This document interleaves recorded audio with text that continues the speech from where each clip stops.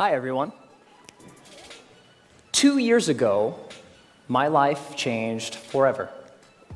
My wife, Kelsey, and I welcomed our daughter, Leela, into the world.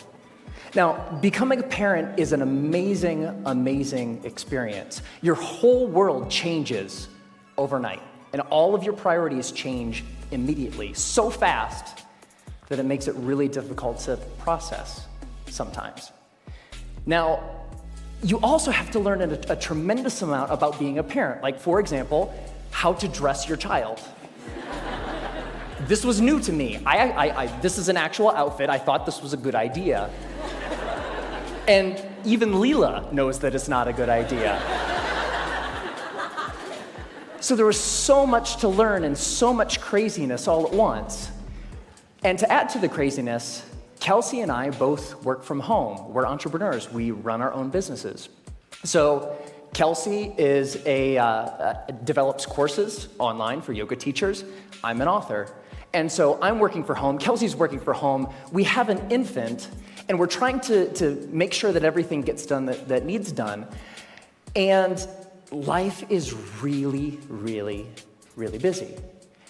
And a couple weeks into this amazing experience, when the sleep deprivation really kicked in, like around week 8, I had this thought, and it was the same thought that parents across the ages, internationally, everybody has had this thought, which is, I am never going to have free time ever again. And somebody said it's true. Yeah, it's not exactly true, but it feels really, really true in that moment. And this was really disconcerting to me, because one of the things that I enjoy more than anything else is learning new things. Getting curious about something and diving in and fiddling around and learning through trial and error and eventually becoming pretty good at something. And without this free time, I didn't know how I was ever going to do that ever again. And so I'm a big geek. I want to keep learning things. I want to keep growing. And so what I decided to do was go to the library and go to the bookstore and look at what research says about how we learn and how we learn quickly. And I read a bunch of books, I read a bunch of websites, and trying to answer this question, how long does it take to acquire a new skill? You know what I found? 10,000 hours. Anybody ever heard this? 10,000. It takes 10,000 hours. If you want to learn something new, if you want to be good at it, it's going to take 10,000 hours to get there. And I read this in book after book and website after website, and my mental experience of reading all of this stuff was like, no! I don't have time. I don't have 10,000 hours. I am never going to be able to learn anything new ever again. But that's not true. So 10,000 hours, just to give you a rough order of magnitude, 10,000 hours is a full-time job for 5 years. That's a long time. And we've all had the experience of learning something new, and it didn't take us anywhere close to that amount of time, right? So what's up? There's something kind of funky going on here. What the research says and what we expect and have experiences, they don't match up. And what I found, here's the wrinkle. The 10,000 hour rule came out of studies of expert level performance. There was a professor at Florida State University. His name is K. Anders Ericsson. He's the originator of the 10,000 hour rule. And where that came from is he studied professional athletes, world-class musicians, chess grandmasters, all of these ultra-competitive folks in ultra-high-performing fields, and he tried to figure out how long does it take to get to the top of those kinds of fields. And what he found is the more deliberate practice, the more time that those individuals spent practicing the elements, whatever it is that they do, the more time you spend, the better you get. And the folks at the tippy top of their fields put in around 10,000 hours of practice. Now, we were talking about the game of telephone a little bit earlier. here's what happened. An author by the name of Malcolm Gladwell wrote a book in 2007 called Outliers, the Story of Success. And the centerpiece of that book was the 10,000 hour rule. Practice a lot, practice well, and you will do extremely well. You'll reach the top of your field.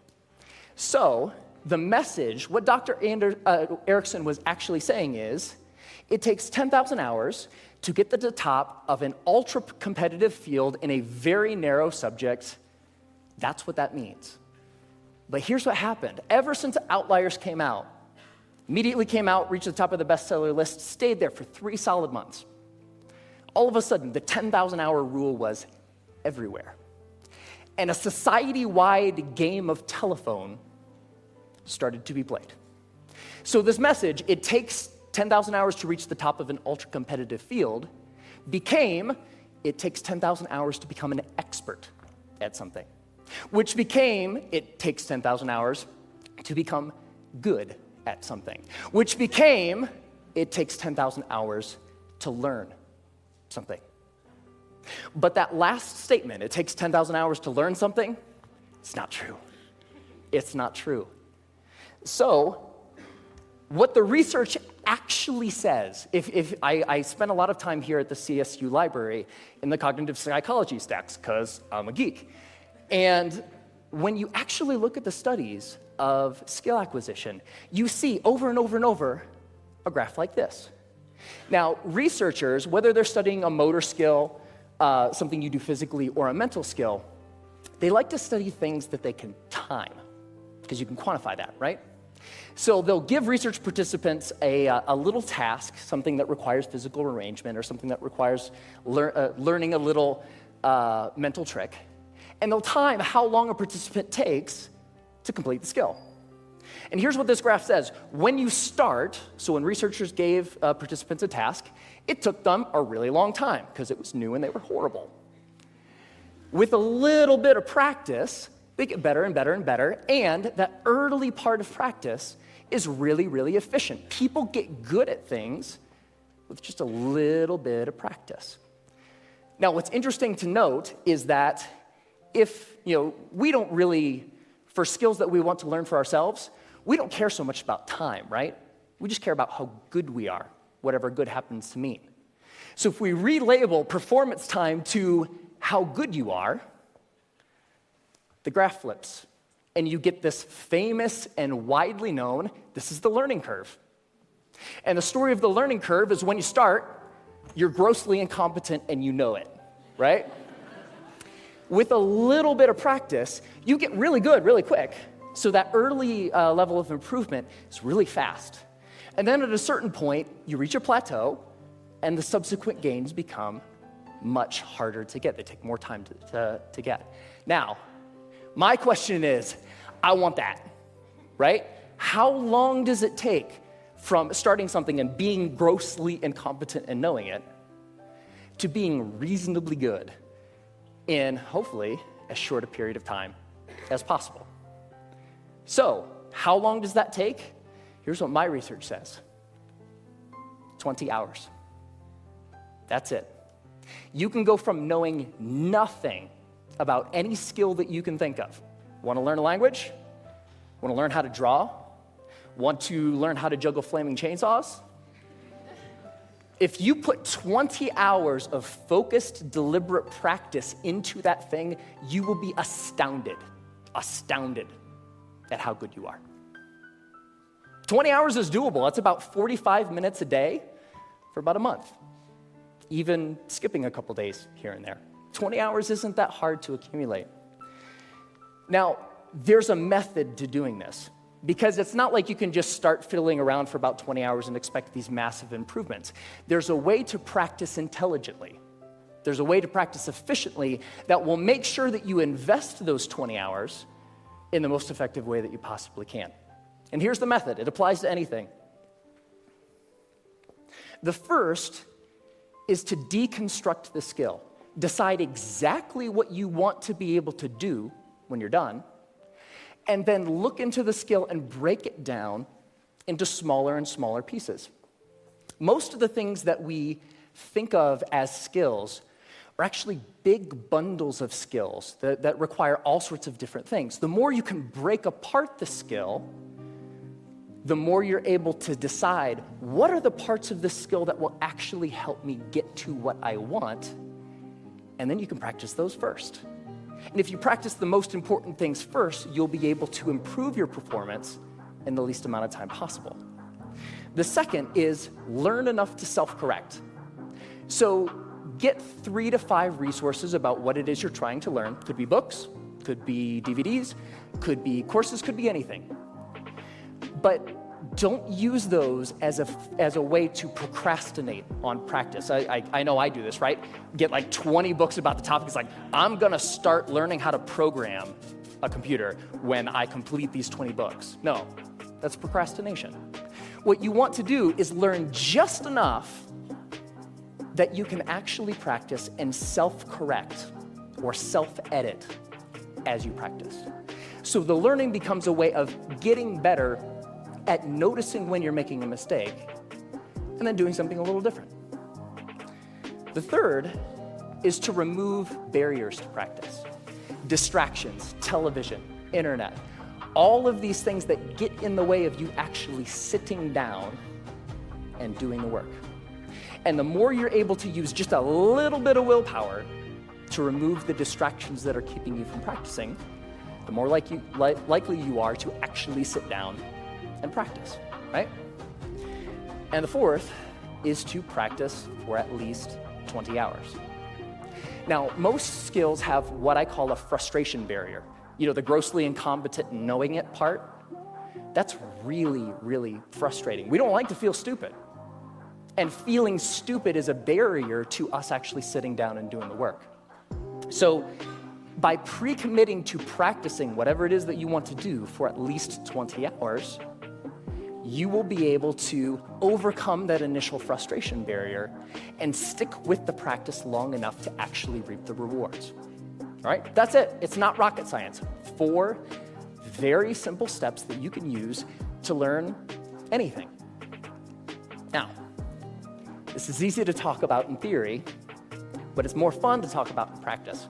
So one of the things that I've wanted to learn how to do for a long time is play the ukulele. Has anybody seen Jake Shimabukuro's TED Talk where he plays the ukulele and makes it sound like he's like an ukulele god? It's amazing. It's like, I saw that, it's like, that is so cool. It's such a neat instrument. I would really like to learn how to play. And so I decided that to test this theory, I wanted to put 20 hours into practicing the ukulele and see where we got. And so the first thing about playing the ukulele is in order to practice, you have to have one, right? So I got an ukulele, and my lovely assistant, thank you, sir. I think I need the cord here. It's not just an ukulele, it's an electric ukulele. Yeah. So the first couple hours are just like the first couple hours of anything. You have to get the tools that you're using to practice. You have to make sure that they're available. My ukulele didn't come with strings attached. I had to figure out how to put those on. Like, that's kind of important, right? And learning how to tune and learning how to make sure that all of the things that need to be done in order to start practicing get done, right? Now, one of the things when I was ready to actually start practicing was I looked in online databases and songbooks for how to play songs. And they say, okay, ukuleles, you can play more than one string at a time, so you can play chords. That's cool. You're accompanying yourself. Yay, you. And when I started looking at songs, I had an ukulele chord book that had like hundreds of chords. Looking at this thing, like, whoa, that's intimidating. But when you look at the actual songs, you see the same chords over and over, right? As it turns out, playing the ukulele is kind of like doing anything. There's a very small set of things that are really important and techniques that you'll use all the time. And so in most songs, you'll use 4, maybe 5 chords, and that's it. That's the song. You don't have to know the hundreds as long as you know the 4 or the 5. So while I was doing my research, I found a wonderful little medley of pop songs by a band called Axis of Awesome. And somebody knows it. And what Axis of Awesome says is that you can learn, or you can play pretty much any pop song of the past 5 decades if you know 4 chords. And those chords are G, D, E minor, C. 4 chords, pump out every pop song ever, right? So I thought, this is cool. I would like to play every pop song ever. So that was the first song I decided to learn, and I would like to actually share it with you. Ready? All right.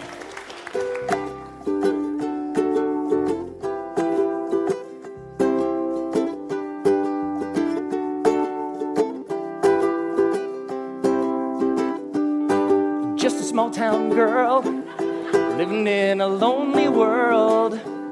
She took the midnight train going anywhere.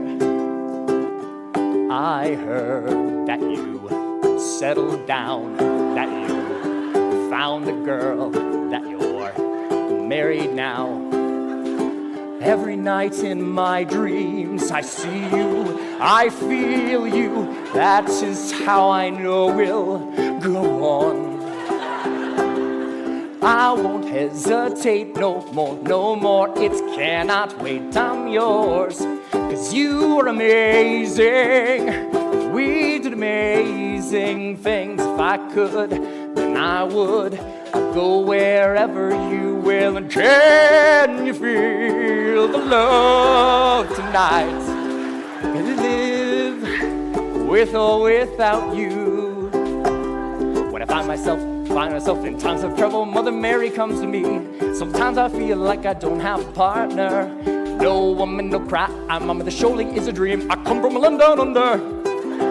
Once a jolly swag man camped by a billabong. Hey, I just met you, and this is crazy. Now here's my number, so call me. Hey, sexy lady, whoop, whoop, whoop, whoop, whoop 'em Gangnam Style. Time to say goodbye. Closing time. Every new beginning comes from some other beginning's end.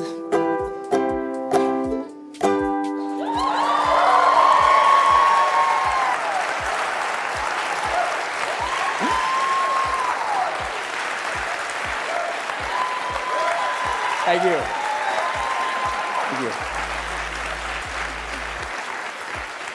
I love that song. And I have a secret to share with you. So by playing that song for you, I just hit my 20th hour of practicing the ukulele. Thank you.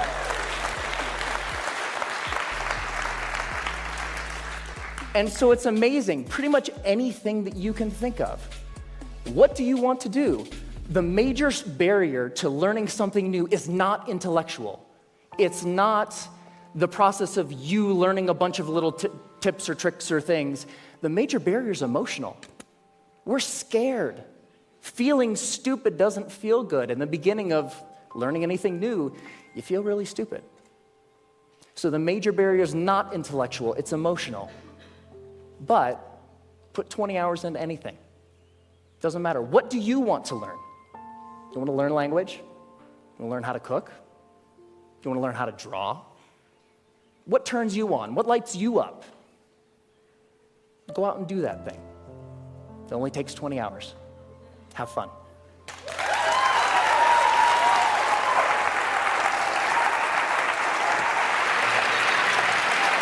Great job.